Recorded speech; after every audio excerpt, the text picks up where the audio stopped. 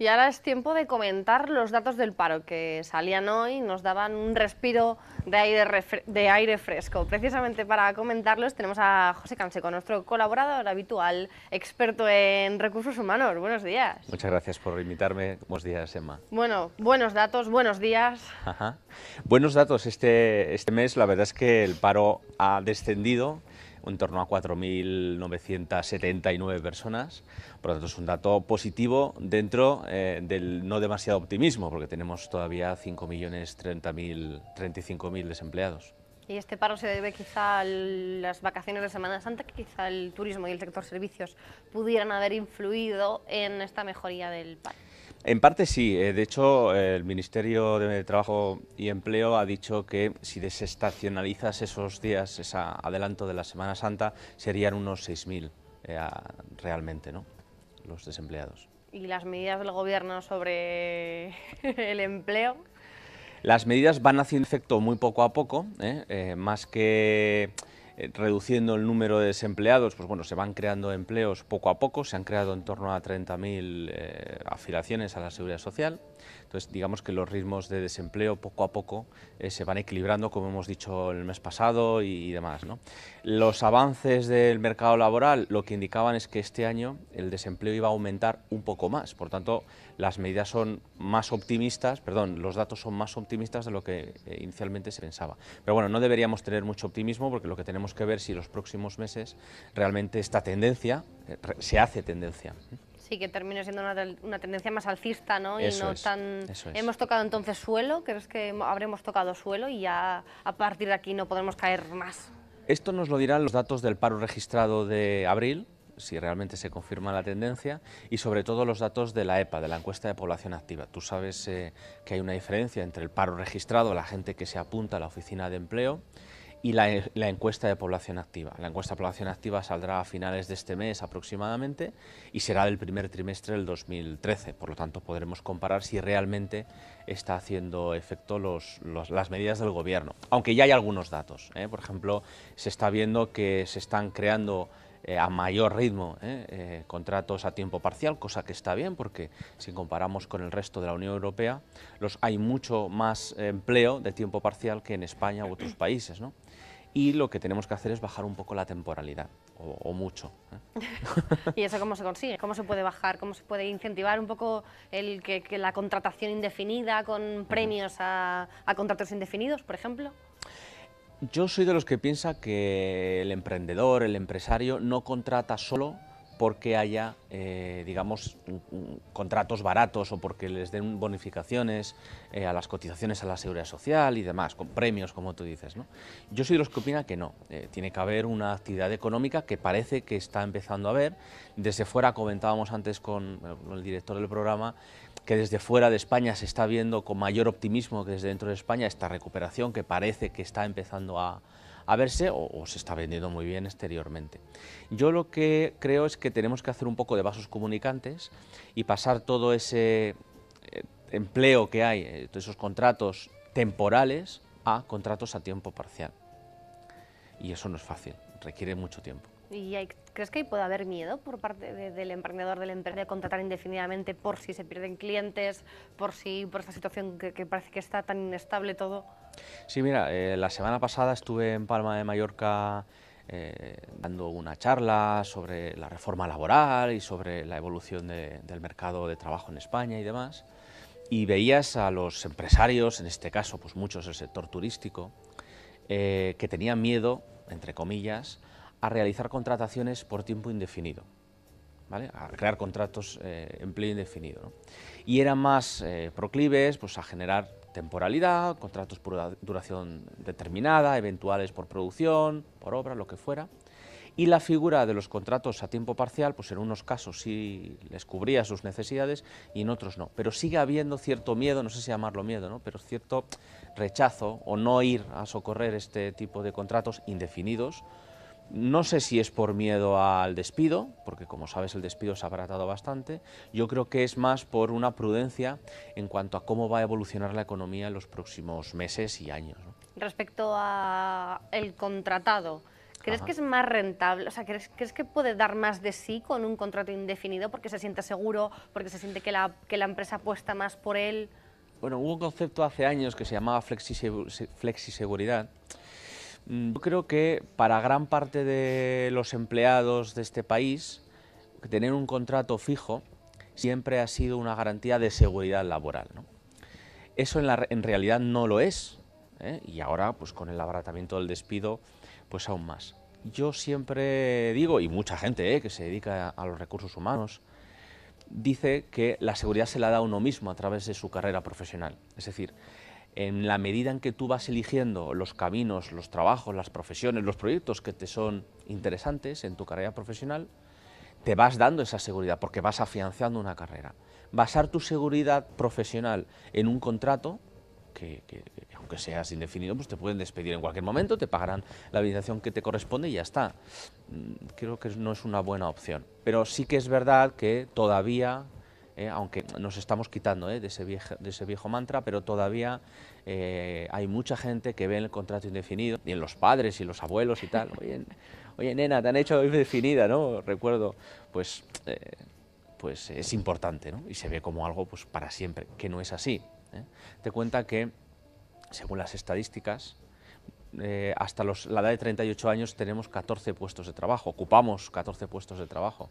Eso nos da 1,5 por año, por lo tanto, el trabajo para toda la vida, ni siquiera lo queremos. Ya no es que nos despidan, no, es que ni siquiera lo queremos, no lo estamos eligiendo. Cambiamos antes, pues eso, en torno al año y medio.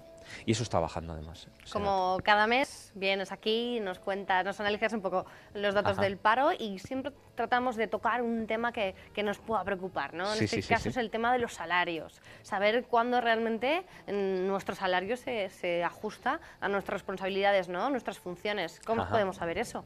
Pues tenemos que mirar lo que hay en el mercado. A ver, hay muchas encuestas salariales profesionales que se venden, que algunas tienen un coste alto, otras no. Hay mucha información en la web, por tanto, para aquel puesto o gama de puestos de trabajo a los que yo opto, que a mí me interesan, en el sector en concreto, porque hay variaciones de salarios importantes entre un puesto y otro, y por supuesto entre un sector y otro, tenemos que buscar esa información. Y no tiene por qué ser encuestas de pago, ¿no? Pero hay información en portales de empleo, como pueden ser Infojobs. Empresas que se dedican a hacer selección cuelgan sus encuestas propias, sus análisis, sus perspectivas para un puesto, para un sector, allí donde aportan más valor añadido. Y toda esa información está en la web y es gratuita. Por tanto, lo primero que tenemos que hacer es recoger información y conocer para ese puesto o puestos de trabajo y dentro de los sectores a los que a mí me interesan y el tipo de empresa que a mí me interesa, más o menos cuánto se está pagando. ¿Se está devaluando el salario con la crisis? ¿Estamos dispuestos a trabajar lo mismo o un poco más por menos? Sí, desgraciadamente sí. De hecho, ya en el año 2000, en torno al año 2010, 2011, en ese impasse,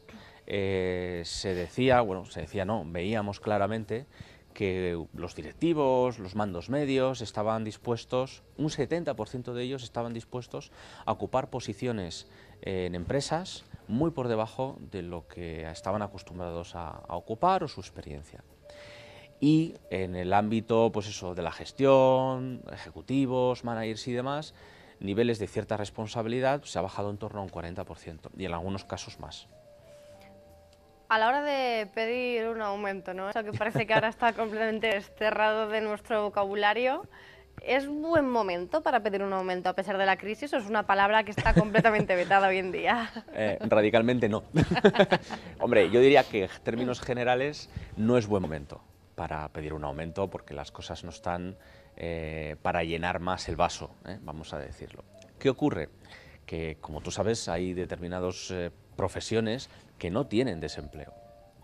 En esas profesiones, al final es un elemento de oferta y demanda. En esas profesiones donde no hay desempleo o hay muy poco desempleo, por ser técnicamente correctos, digamos, las empresas buscan más profesionales de los que realmente el mercado les da, pues es fácil inflacionar el salario bruto de esas personas. Por lo tanto, si yo soy bueno y lo puedo demostrar y lo puedo argumentar y tengo datos que atestiguan que hago bien mi trabajo y que contribuyo a la compañía, a la empresa, dentro de mi área de actividad, pues sería un buen argumento para pedir el salario, pero en general, para pedir un aumento de salario. Pero en general no estamos en una época para pedir aumentos, porque hay mucha gente que se le ha recortado el salario, o que le han quitado una paga extra, o que hace 4 o 5 años que no le suben su salario. A veces con estos despidos, ¿no?, que se está haciendo, sí que nos encontramos muchas veces casos de gente que está ocupando pues responsabilidades extras, ¿no?, que ahora pues tiene que asumir ciertas funciones que antes no asumía. Sí, sí, sí, sí. Cuando te notifican que vas a tener que tener más responsabilidades, es buen momento para que, bueno, que acompañada de más responsabilidades, pues también tengas más salario, ¿no?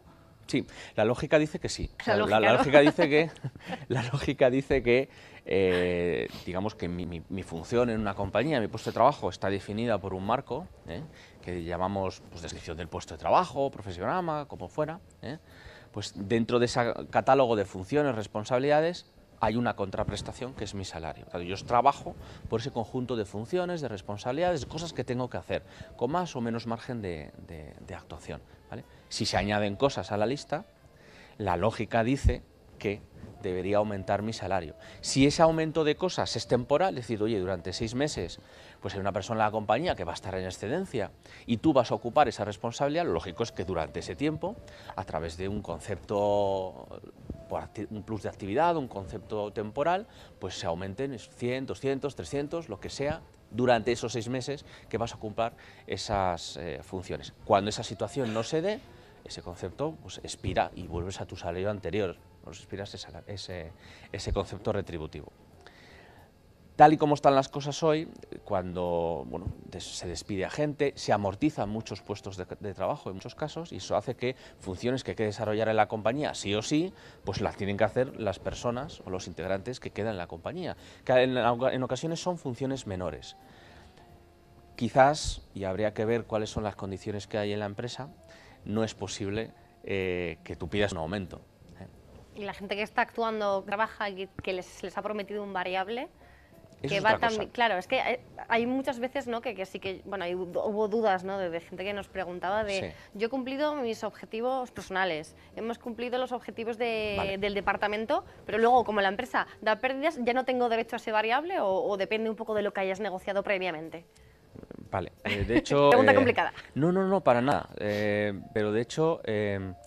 digamos, la poca proliferación de los modelos de variables o de dirección por objetivos en España es debido a su mal uso en algunos casos o la mala praxis en otros. Quiero decir con esto, un variable tiene que tener detrás un objetivo, un indicador, un elemento que mida si llego o no llego a ese variable. Pero es muy usual pues, poner un variable y si consigues tal o cual cosa, pero no se pone por escrito. O digamos que no hay un indicador detrás que me permita medirlo. Por lo tanto, ese es el primer error. Si tú tienes un variable, si cualquiera de las personas que nos escucha, yo mismo tengo un variable, debería haber un objetivo detrás que tengo que perseguir. Y si lo logro, o lo logro parcialmente, cobro un porcentaje o otro porcentaje, con una ecuación que llamamos potencia de salario variable, ¿no? Por lo tanto, tengo que definir y nos tenemos que poner de acuerdo en lo que tengo que lograr, cuándo. ¿Qué tengo que lograr y cuándo debo lograrlo? Oye, a 31 de diciembre, vale, ese variable ¿a qué está ligado? Está ligado a mi propia actividad. Yo soy contable, ¿no?, y tengo que sacar 100 contabilidades al mes. Si saco 100 contabilidades al mes, consigo el 100% de mi variable. Si saco 50, puede que logre el 50% de mi variable o nada, porque hay fórmulas para potenciar que la gente llegue al objetivo, y no se quede solo al 50% o al 30%, ¿vale? Pero deberías cobrar una pequeña parte. Por lo tanto, si los resultados de la compañía no son buenos y tu variable no está ligada a los resultados de la compañía, tú deberías cobrar tu variable. Negociar y plasmarlo todo por escrito, ¿no?, que muchas veces en las empresas es bueno, ¿no?, tener las cosas claras y que todo esté por escrito. Debería ser una premisa, Pero porque en alguna circunstancia, y de algunas personas que yo conozco, incluso estando por escrito no se ha cumplido. Luego lo puedes reclamar y puedes tomar medidas judiciales en este caso, ¿no? Pero debería siempre estar por escrito, aunque sea la persona más maravillosa, tu jefe, tu mejor amigo o, no sé, el amigo íntimo de tu padre que te va a contratar. tiene que estar por escrito, porque eso dará una garantía de seriedad, por tu parte que lo pides y por parte de la compañía que lo hace, ¿no? Me quería ir precisamente a ese punto, ¿no? En ese punto en el que te estás negociando, que te ofrecen este variable, Sí. te quedas muy a gusto y dices, ya, pero lo quiero por escrito. ¿Cómo puedes sentar eso? Hombre, decirlo sí, pero lo quiero por escrito, seguramente no siente bien. Ya sé que lo has hecho para provocar la pregunta, ¿no? Pero de alguna forma tenemos que, quiero decir, entra dentro de lo normal. Si nosotros nos sentimos violentos pidiendo eso, la persona que tengo delante se sentirá violenta. Por lo tanto, tiene que entrar dentro de lo normal, de lo habitual. Quiero decir, yo las cosas que me tomo en serio y un trabajo me tomo en serio, las pongo por escrito. Por lo tanto, el momento en el que firmas el acuerdo, en función del nivel de responsabilidad que estés, pues seguramente no firmes un precontrato, pero sí te dirán, oye, pues mira, tienes un variable de un 10%, de 2.000 euros o 3.000, lo que sea, ¿vale? Y el momento de firmar el contrato lo pedirás. Oye, me gustaría que esto esté reflejado por escrito. Quizás no lo hagan, y si no lo hagan, pues hombre, no puedes forzarlo, porque quizás te quedas sin el empleo que acabas de estrenar hace unos minutos, pero te está diciendo mucho de la empresa. Por lo tanto, sabes lo que puedes esperar de ellos, y ellos deberían saber, aunque no siempre es así, lo que pueden esperar de ti, porque si tú pides algo por escrito, que es obvio y de sentido común, y no te lo dan, es porque quizás no hay intención de pagarlo si se logra. Por lo tanto, tu actuación y tu esfuerzo para lograr esos objetivos quizás no va a ser el más sincero. ¿Cómo sabemos cuándo tenemos esa capacidad de negociación? ¿Al principio? ¿Esperamos un poco?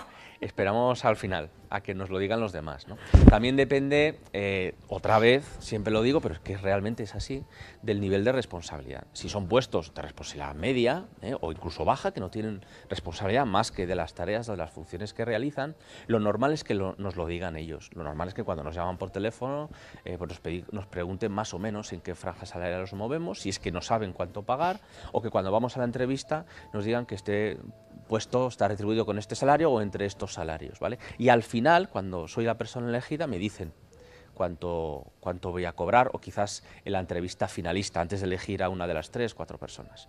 Si son puestos de responsabilidad alta, incluso muy alta, y yo soy muy atractivo para el mercado, puedo preguntarlo al inicio. Hombre, no es elegante preguntarlo por teléfono. En épocas de bonanza,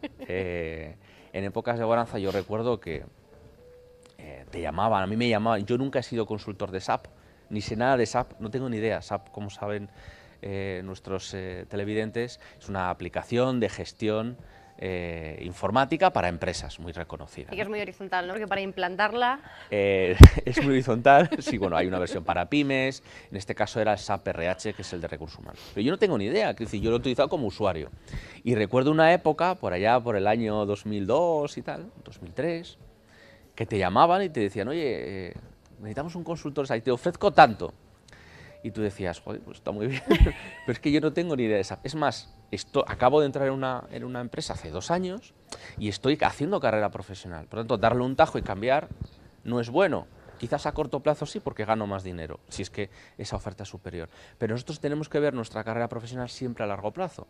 Y aunque a veces al corto plazo tomemos decisiones que aparentemente no son del todo positivas o no van en línea con lo que queremos a corto plazo, siempre debemos ver el largo plazo. Porque el que te entrevista siempre ve tu currículum y tu carrera profesional como un largo plazo. Si es bueno. Si es bueno o si es malo. Siempre se ve como largo plazo. Por lo tanto, recuerda aquella gente, bueno, aquellas empresas que te llamaban un día y otro día y un mes y otro mes, y eran empresas diferentes. Y siempre, digamos, la excusa, el atractor, era el dinero. Hoy eso ya no es así. Si yo hubiese querido trabajar implantando SAP, de verdad que no tenía ni idea, o sea, no tenía posibilidad de hacerlo, pues hombre, hubiese tirado, hubiese dicho, oye, pues tanto no, pues no me des 5, dame 7, ¿no? Y es posible que me lo hubiesen dado. Vaya, ¿Por ya qué? te has puesto de moda y no has parado desde entonces. ¿Por qué? Porque ese puesto estaba muy demandado por las empresas, ¿no? Como hoy pasa con otros, ¿vale? Hay puestos de trabajo, como decía al inicio, donde no hay paro, no hay desempleo. ¿De qué puestos de trabajo estamos hablando?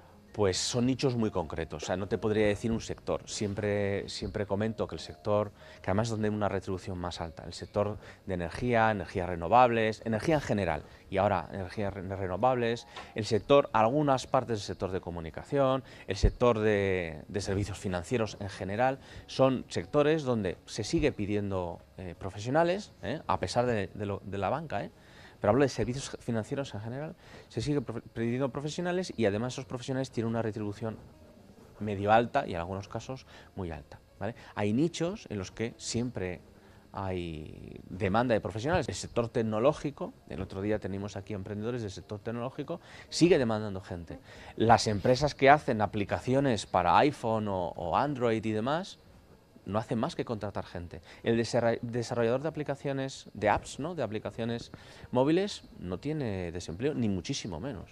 Es una persona muy buscada. Seguramente, dentro de ese nicho de mercado, podamos, si queremos, y soy bueno y ofrezco resultados de pasado, pedir una retribución más alta. Por tanto, siempre es una relación oferta y demanda. Por enlazar un poco con ese análisis inicial de los datos del paro, Sí. imaginemos estamos desempleados, nos vamos a una entrevista de trabajo. ¿Qué tenemos que responder o cómo podemos ser políticamente correctos a la hora de responder a la eterna pregunta de cuáles son tus expectativas salariales? Bueno, pues esa pregunta que se suele hacer, por otra parte, en una primera, segunda entrevista, incluso por teléfono, pues hay que ser un poco egoísta, inteligente, smart, como dicen los americanos, con lo que uno quiere conseguir. Volvemos a largo plazo. ¿Por qué? Imaginemos que yo soy un profesional del sector de, no sé, de la construcción, ¿no?, y gano 40.000 euros. Y yo sé que el puesto que me van a ofrecer con lo que ha pasado en la construcción, pues a lo mejor no llega a 27.000, ¿no?, con suerte, ¿no? Si digo que mis expectativas son cobrar 40.000, como cuando trabajaba hace un par de años, pues seguramente me descarten por precio, porque las condiciones del mercado han cambiado. Entonces, yo debería decir cuál ha sido mi crecimiento retributivo en los últimos años. Oye, pues mira, yo cobraba 27, luego cobraba 35 y lo último que cobré es 40. Pero claro, estábamos en el 2007 y con la burbuja inmobiliaria arriba, ¿no? Y, pues teniendo en cuenta cuál es la situación, soy consciente de que ha habido una corrección de un 30%. Con eso estás diciéndole, estoy a este nivel retributivo, pero me tengo que adaptar al mercado y me adapto. Otra cosa es bajarse al suelo, ¿no? O sea, siempre tenemos que tener en cuenta que el salario que nos ofrezcan o que yo acepte tiene que estar en relación con la capacidad que yo tengo de aportar valor añadido y de contribuir a la compañía o a mi trabajo y con mi nivel de responsabilidad. Yo siempre hablo... Pero vamos a ser objetivos respecto a eso, sobre nosotros mismos, sobre ese nivel de responsabilidad, sobre todas estas características que tú has estado mencionando. Nosotros nunca somos objetivos, jamás. Pensamos que valemos más, en el fondo, siempre, ¿no? pero sobre todo cuando estamos dentro de la empresa.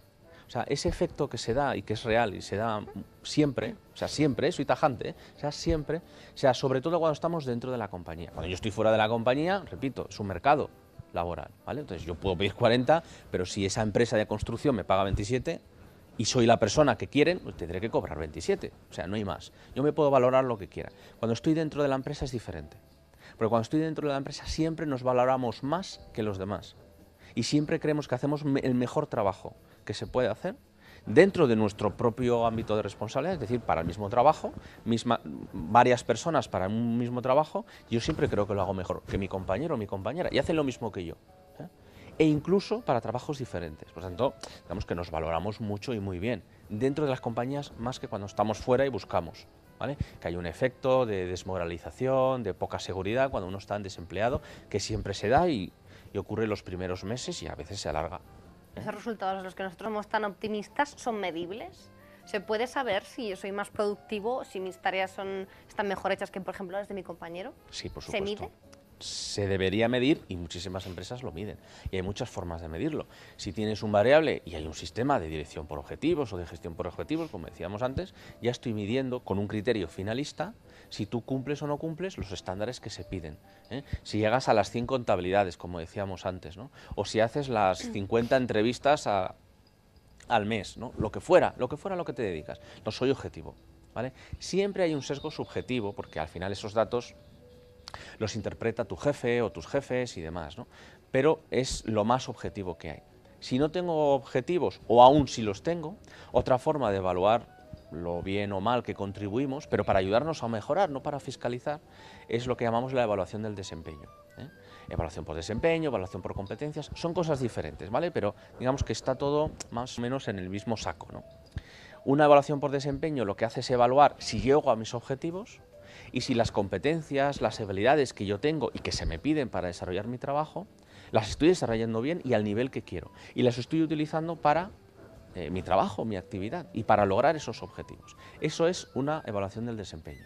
Si no utilizamos objetivos y solo utilizamos las habilidades, solo evaluamos habilidades o competencias, es una evaluación de habilidades o de competencias. Y eso me dice si lo que hago lo estoy haciendo bien, ¿vale? En función del estándar de la compañía, pero haciendo un énfasis en el cómo hago las cosas, no en lo que logro. Por eso es interesante utilizar la evaluación de desempeño, donde está lo que logro, los objetivos, y cómo lo logro, las habilidades, las competencias que pongo en juego. Y que es importante saber, ¿no? Sobre todo a la hora de si tengo que cambiar o Eso tengo es. que reciclarme o tengo que empezar a tener cuidado con ciertas habilidades. Eso es, entonces ahí la figura de tu jefe o de tus jefes, porque cada vez es más habitual tener varios jefes, yo tengo varios, nos dirán si lo estoy haciendo bien frente a esas habilidades que son las que se te piden para un puesto. Para otros puestos se pedirán otras, pero para esas que las debes de conocer, por supuesto, qué habilidades son, cómo se describen, qué comportamientos hay detrás, qué tengo que hacer en tal situación o en tal otra, se te evaluará y el gap, o sea, la diferencia entre lo que se pide y cómo lo estás haciendo, positivo o negativo, pues se te dará un feedback para que mejores. Y se te debe ayudar con formación, con desarrollo, con herramientas, con lo que fuera, para que tú logres hacer las cosas tal y como se piden. Si excedes esa forma de hacer y esos objetivos, lo llamamos potencial. Tienes potencial para hacer otras cosas que ahora no estás haciendo. Una de las dudas que nos transmitía la gente pues, por vía Twitter, ¿no? Era que bueno, habían asistido a entrevistas de trabajo y no les habían comentado el sueldo. Entonces era ya la segunda entrevista de trabajo, seguían sin comentarles el sueldo y ya casi el siguiente paso que tenían que dar era firmar el contrato, ¿no? Entonces ellos tampoco se atrevían a preguntar por este aura de no quedar mal o de ser políticamente correctos, ¿no? Sí. Y ya era como que, a ver, me has contratado, pero es que ni siquiera sé por cuánto voy a trabajar. No, te han contratado cuando te vas con el contrato firmado y sellado por el INE. Bueno, claro. Vale. ¿Vale? Bonita matización, Hay gusta. hay algún caso que conozco en el que, bueno, pues la persona dice, oye, ven a trabajar tal día a las 9, ¿no? O entra un poco más tarde, así hacemos la documentación, ¿no? Y entra hasta el día a las 9, pero pues ha pasado algo, una decisión de última hora, o no estás de acuerdo con el salario porque es radicalmente diferente a a la expectativa que tenías, y no firmas. Y ya estabas contratado. No, contratado estás cuando tienes la documentación, ¿vale? Cuidado, si yo empiezo a trabajar el lunes y el lunes no firmo la documentación porque no está lista, porque hay algún tipo de problema, lo que sea, y voy a trabajar el martes, eso es otra cosa, ¿vale? Porque eso es una contratación en fraude de ley. O sea, yo tengo la obligación de hacer un contrato por escrito y si no lo hago, se sobreentiende que estoy contratado de forma indefinida. Por lo tanto, callémonos. Caray. Caray. Y luego, otra de las cosas que también comentaban, ¿no? A la hora de, bueno, pues quieres cambiarte de puesto de trabajo, tienes ofertas de otras empresas, ¿cuándo es buen momento para, tienes que avisar con 15 días de antelación de que te vas? ¿Y qué haces en esa tesitura de, y si luego no me contratan, o si luego hay un cambio de dirección, ¿cuándo tengo que decirles que no? Tengo que pedir un precontrato para asegurarme las cosas, pero eso implica que confías poco en la empresa, ¿no? Y ya podría darte un poco de, sobre todo en empresas familiares, ¿no? En las que parece como que necesitan que tú tengas esa confianza en ellos, ¿no? Esa es otra pregunta muy interesante y cosas que ahora se da menos porque no hay tanta gente que deje la silla vacía, como decimos, pero suele pasar. Claro, evidentemente, si yo estoy en un trabajo, tengo que tener la garantía de que realmente voy a empezar a trabajar a la otra empresa, ¿vale? Un contrato se formaliza por la voluntad de las partes, por eso no hace falta que esté escrito. Si no está escrito, entendemos que es indefinido, que es lo que decía antes, ¿vale? Entonces, si hay voluntad, entendemos que hay buena fe. Si yo te voy a contratar o tú me vas a contratar, entendemos que hay buena fe. Y tengo que confiar, o sea, tengo que tener... Si desconfío, yo no firmaría, pero ni antes ni después, ¿vale? Lo que es cierto es que, primero, hay que dar el preaviso, ¿vale? ¿Cuál? Pues el que marque la ley, tu convenio colectivo, o el estándar o la costumbre de tu empresa. 15 días, un mes, no debería ser más, ¿eh? Pero bueno, en otro tipo de contratos pueden ser incluso muy superior, ¿no? El estándar está entre 15 días y un mes, pues das el preaviso. Antes de que tú des el preaviso, o sea, que te des de baja voluntaria en tu actual compañía, deberías tener un acuerdo por escrito de que vas a trabajar en aquella empresa, lo que tú has llamado precontrato. Que a lo mejor no es un contrato, no es un precontrato con cláusulas y tal, pero sí es pues, un correo electrónico, una pequeña carta de la empresa diciéndote que nos encantaría que te incorporases con nosotros no más tarde de mayo, por ejemplo, ¿no? Y ya están contando con todo eso, ¿no? O sea que de alguna forma hay que ligarlo, pero tienes que preavisar y tienes que hacer entender a la otra parte de que tú necesitas no confiar en humo, ¿no? Sino que necesitas pues eso, un precontrato, algo por escrito que te diga que realmente, porque claro, te vas a dar de baja. Tienen que entenderlo. ¿En empresas familiares es difícil? A veces sí, no tanto, como, o sea, yo no tengo la experiencia que tú, ¿no?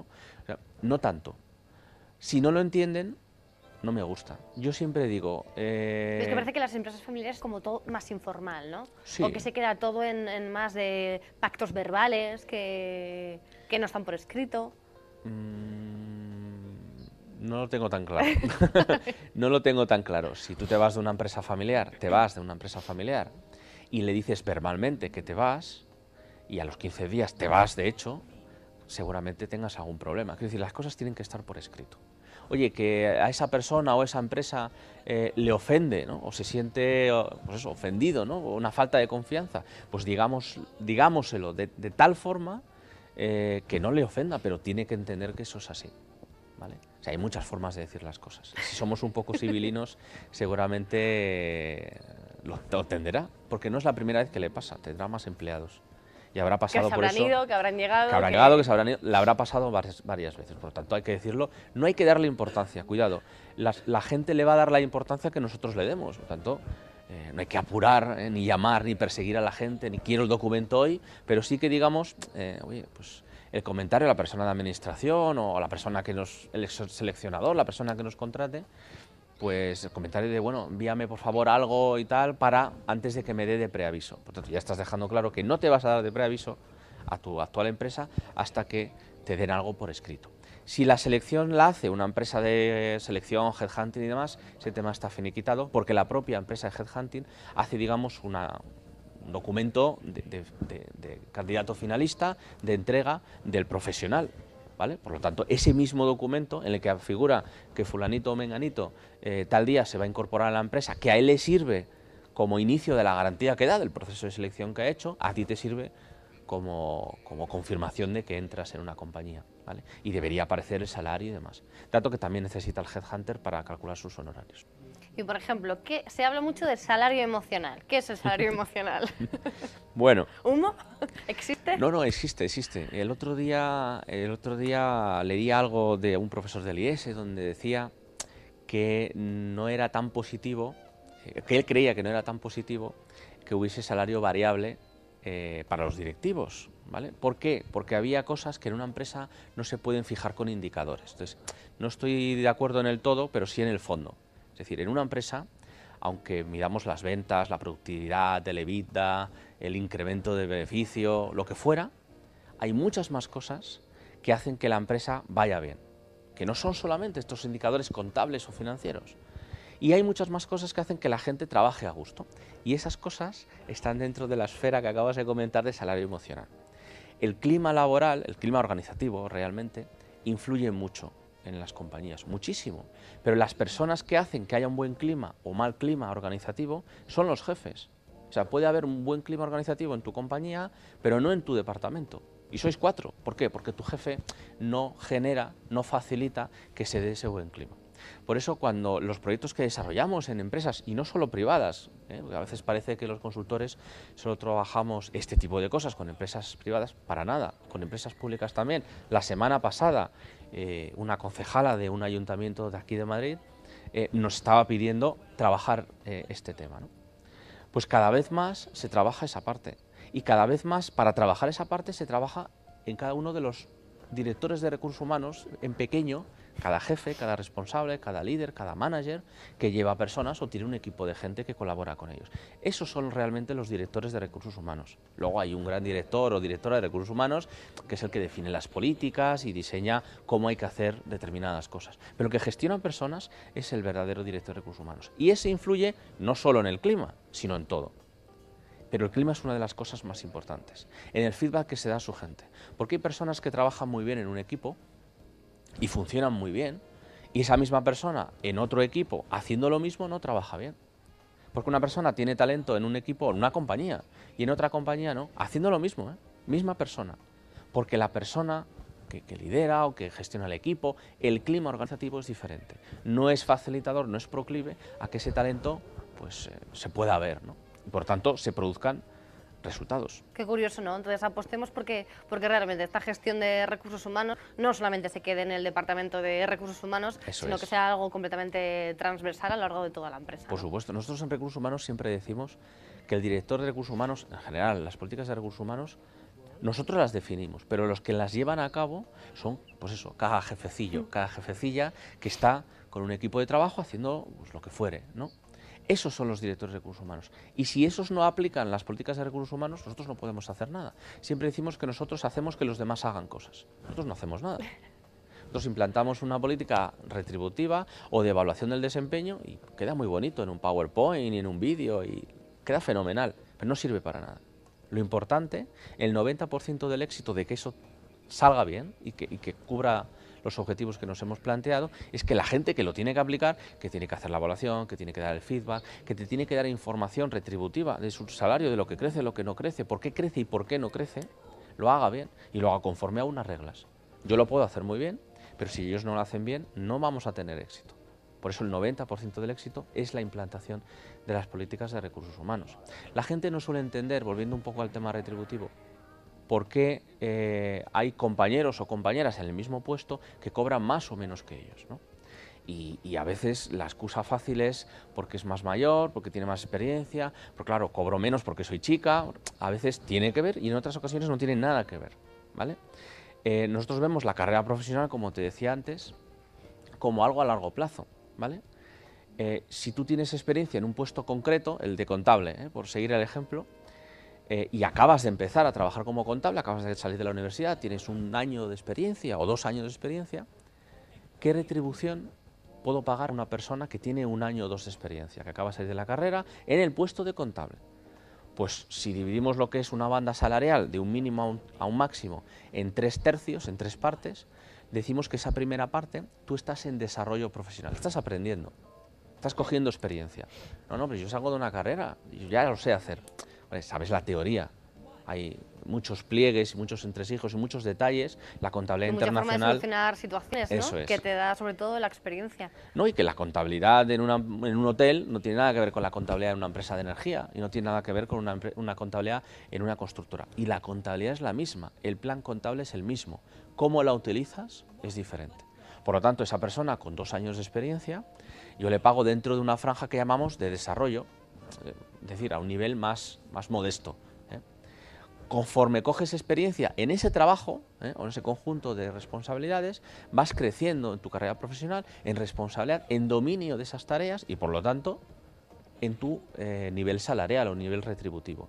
Ese segundo tercio, que está en la franja intermedia, la llamamos nivel de competencia. Y el tercer nivel lo llamamos nivel de dominio. ¿Por qué? Porque dominas de forma excepcional y clara, incluso puedes enseñar a los demás a hacer aquello.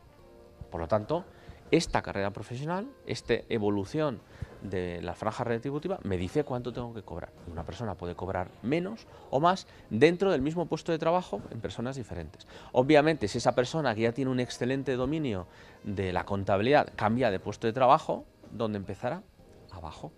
Porque en aquello nuevo que empieza a hacer no tiene experiencia.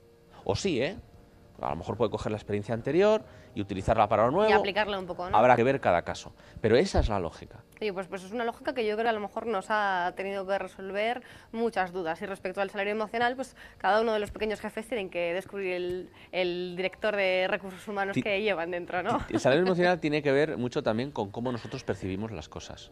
Hay cosas que pueden ser salario emocional para mí, para ti, para cualquiera de los que nos están viendo, y para otros no. Tiene mucho que ver también con nuestras necesidades vitales. Una persona muy joven le interesan una serie de cosas que una persona pues mayor con nietos pues no le interesan otras.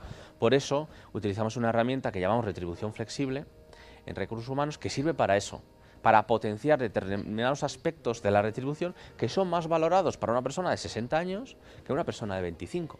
Entonces, digamos que le doy un cóctel, ¿no? Una serie de conceptos o de elementos retributivos a la persona de 25 diferentes a los de 60 porque a él le interesan más. Cuando tienes 25 años te interesa más, oye, pues tener un préstamo a interés cero que te dé la empresa y que esté preconcedido, por ejemplo, ¿no? O que la empresa te pague, por lo menos en una parte, un máster o una formación o ese tipo de cosas. O que te permita crecer profesionalmente. Cuando tengo 60 años o 65, lo que quiero es comprar tiempo. para en vez de trabajar 8 horas, trabajar 6, o que pueda tener vacaciones de 2 meses, por ejemplo, ¿no?